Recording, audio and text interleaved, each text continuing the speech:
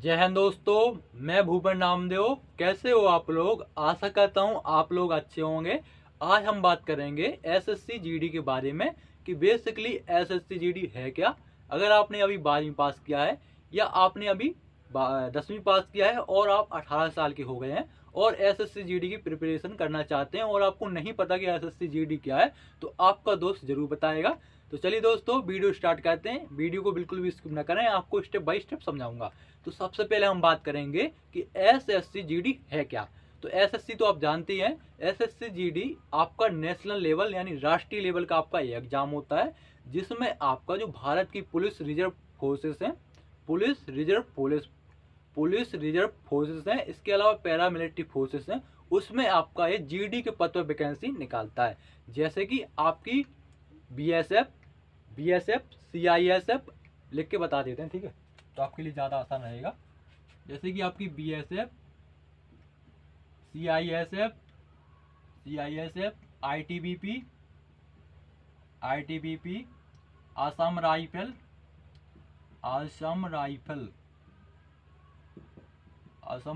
आपकी, ठीक है, बीएसएफ, और फिर आपकी एसएसबी, और फिर आपकी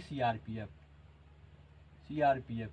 इसमें आपका ये जीडी के पद पर वैकेंसी निकालता है। और आपका जो एग्जाम होता है नेशनल लेवल का एग्जाम होता है। इसके लिए जो आपकी योग्यता होनी चाहिए वो 10वीं पास होना चाहिए। इसके लिए जो आपकी उम्र होना चाहिए वो 18 से 25 साल होना चाहिए। इसके अलावा अगर आप 18 से 23 साल होना चाहिए, 18 से 23 साल आपकी एज होना चाहिए।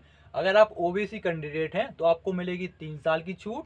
अगर आप एससी एसटी कैंडिडेट हैं तो आपको मिलेगी 5 साल की छूट। बात कर लेते हैं इसकी एप्लीकेशन फीस के बारे में, फिर इनके बारे में भी मैं आपको बताऊंगा। तो एप्लीकेशन फीस जो आपकी लगती है, जनरल, ओएससी, ईडब्ल्यूएस से 100 रुपये, एससी एसटी या फीमेल कैंडिडेट को 1 रुपये नहीं देना पड़ता है। एग्जाम पैटर्न में आपका मैथ से लिख देते हैं यहाँ पर, मैथ, जीके जीएस, वीडियो भी लंबा हो जाएगा फिर दोस्त, रीजनिंग, और हिंदी या इंग्लिश में से कोई भी आप चुन सकते हैं, हिंदी या इंग्लिश। इनमें से आपके चारों विषय से आपके 20-20 प्रश्न रहेंगे और एक प्रश्न आपका 2 अंक का रहेगा, यानी आपके 80 प्रश्न हो गए और आपके 160 अंक के हो गए। टाइम आपको 1 घंटे का दिया जाएगा। माइनस मार्किंग आपकी 0.50 की रहेगी, यानी अगर आप 2 क्वेश्चन गलत करोगे तो आपका 1 अंक काट लिया जाएगा। तो ये है आपका एग्जाम पैटर्न। योग्यता आपकी 10वीं पास होना चाहिए। अब समझते हैं इसके बीएसएफ के बारे में, फिर आपको मैं हाइट, चेस्ट और आपकी रनिंग के बारे में बताऊंगा और लास्ट में सैलरी के बारे में। तो बीएसएफ का फुल फॉर्म होता है बॉर्डर सिक्योरिटी फोर्स। यह जो अपना ड्यूटी देता है भारत पाकिस्तान बॉर्डर और आपका भारत बांग्लादेश बॉर्डर पर बीएसएफ अपना ड्यूटी देता है, ठीक है। और इसकी जो कोबरा यूनिट है, इसकी जो कमांडो यूनिट है, अगर आप बीएसएफ में कमांडो बनना चाहते हैं तो कमांडो यूनिट का नाम है आपको क्रोकोडाइल कमांडो, जिसे मगरमच्छ कमांडो बोलते हैं। और इसकी ट्रेनिंग आपकी टेकनपुर ग्वालियर में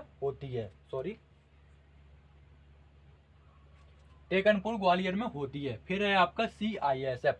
तो सीआईएसएफ का फुल फॉर्म होता है सेंट्रल इंडस्ट्रियल सेफ्टी फोर्स। यह है अपना ड्यूटी जो आपकी एयरपोर्ट आपने देखे होंगे, वहां पे जो चेकिंग करते हैं ना, तो वो आपके सीआईएसएफ के जवान होते हैं।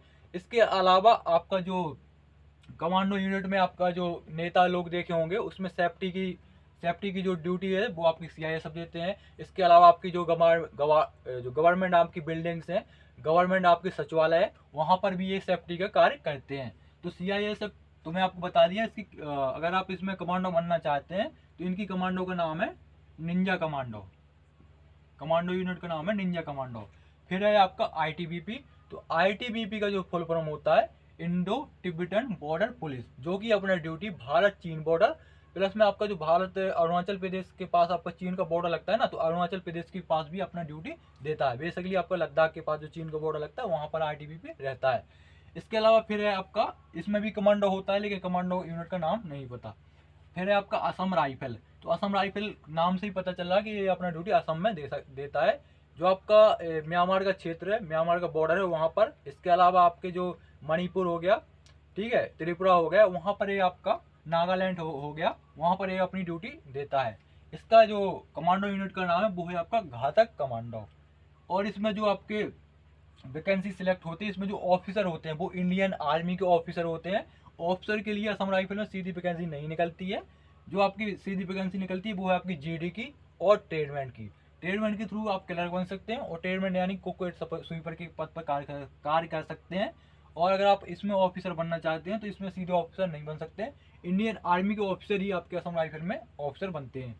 ठीक है, अब बात करते हैं एसएसबी के बारे में। तो एसएसबी का जो फुल फॉर्म होता है वो है आपका सशस्त्र सीमा बल। ठीक है ना, यह अपनी ड्यूटी भारत नेपाल बॉर्डर और भारत भूटान बॉर्डर पर देता है। यह सबसे शांत बॉर्डर माना जाता है और इसमें कोई कमांडो यूनिट नहीं है। फिर आपका सीआरपीएफ, तो सीआरपीएफ का फुल फॉर्म होता है सेंट्रल रिजर्व पुलिस फोर्स।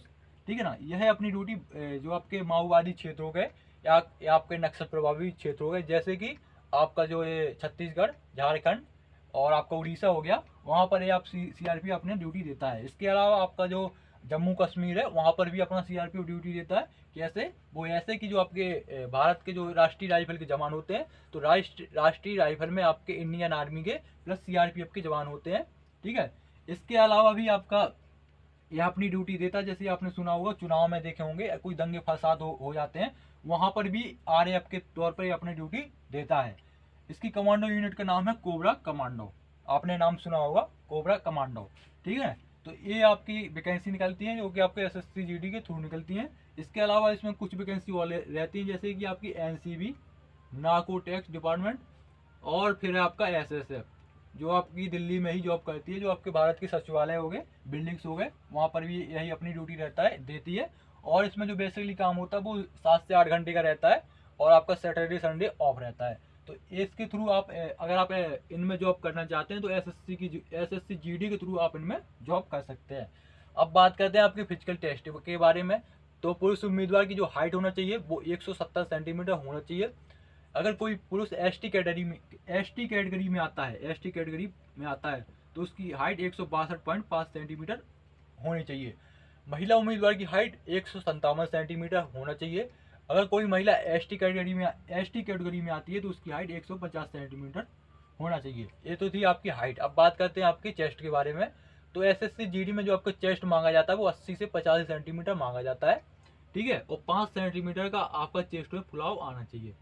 और अब रनिंग आपकी 5 किलोमीटर की होगी। पुरुष उम्मीदवार की रनिंग 5 किलोमीटर की, जिसमें आपको टाइम दिया जाएगा 5 किलोमीटर की रनिंग, और टाइम दिया जाएगा आपको 24 मिनट में। तो अब ये तो आराम से हो ही जाता है। केवल आपको एग्जाम पर फोकस करना है, क्योंकि आपका फिजिकल टेस्ट के लिए भी टाइम मिल जाता है। तो आप पुरुष उम्मीदवार की रनिंग होगी 5 किलोमीटर की और 24 मिनट का टाइम दिया जाएगा। महिला उम्मीदवार की रनिंग होगी वो होगी आपकी 1600 मीटर की।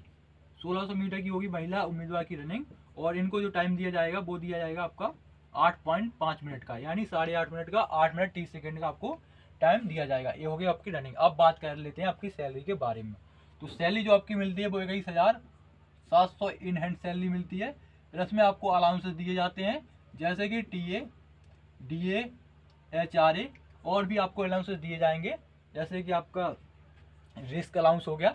उन सभी अलाउंसेस मिला के आपकी सैलरी बनती है 32 से 35 हज़ार के बीच में। 32 से 35 हज़ार के बीच में एसएससी जीडी की आपकी शुरुआत की सैलरी बनती है।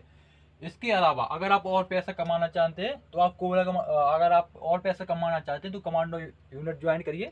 सभी का अपना अपना कमांडो यूनिट है, जो कि आपको मैं वीडियो में बताया हूँ। तो जैसे मान चलो आप सीआरपीएफ ज्वाइन किए और आपको सीआरपीएफ पोस्ट मिल गई, तो सीआरपीएफ पोस्ट मिल गई तो आपको कोबरा कमांडो बनना चाहते हैं, तो अगर आप कोबरा कमांडो बन जाएंगे तो उसकी सैलरी अलग से मिलती है 19,000 कुछ रुपये, 900 रुपये मान लीजिए, 19,000 कुछ रुपये मिलती है। तो 32,000 जोड़ दीजिए, 32,000 या 35,000 जोड़ दीजिए, ये आपको कोबरा कमांडो के मिलेंगे, यानी कमांडो यूनिट के प्लस में ये आपकी सैलरी। तो आपकी शुरुआत में सैलरी 50 से 55 हज़ार के बीच में बन जाती है।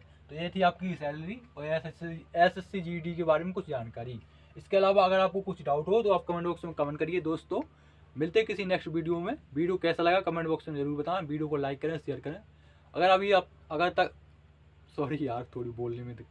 अगर अभी तक आपने चैनल को सब्सक्राइब नहीं किया है तो जल्दी से सब्सक्राइब कर लें। ठीक है, आपके लिए न्यू जॉब से रिलेटेड तथा आपका एजुकेशन से रिलेटेड मेरे चैनल पे आप वीडियो देख सकते हैं। जय हिंद, जय भारत।